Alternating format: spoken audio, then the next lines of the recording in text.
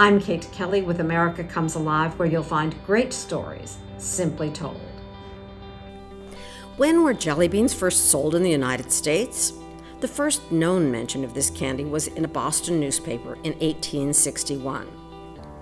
Candymaker William Schrafft ran an advertisement urging citizens to buy jelly beans to send to Union soldiers.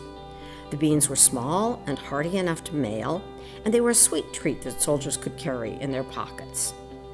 Like gum and gumdrops, jelly beans became standard offerings at penny candy stores. Then, in the 1930s, companies began drawing commercial attention to the Easter holidays. What candy tied in better with Easter than the egg-like jelly beans? Soon the company was specializing in pastel colors, which fit perfectly with springtime and Easter.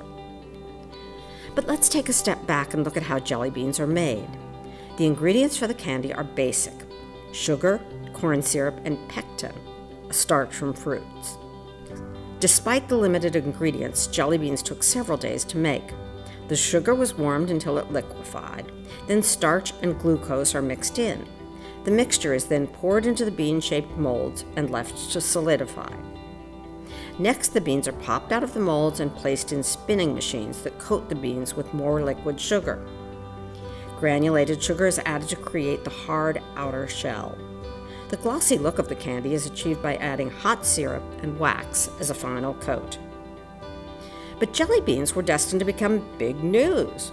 Movie star Ronald Reagan decided to run for governor of California.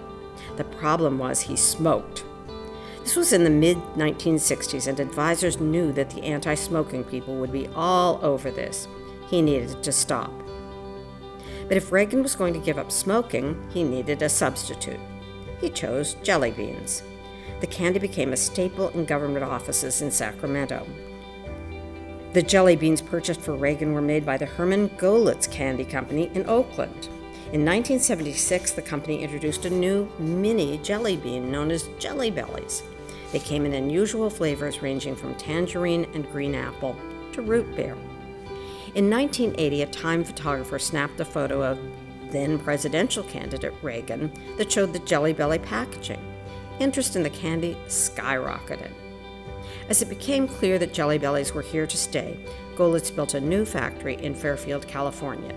The company is now part of the Ferrara Candy Company. They still produce a wide variety of Jelly Bellies in interesting flavors. I'm Kate Kelly with America Comes Alive. Look around and see what inspires you.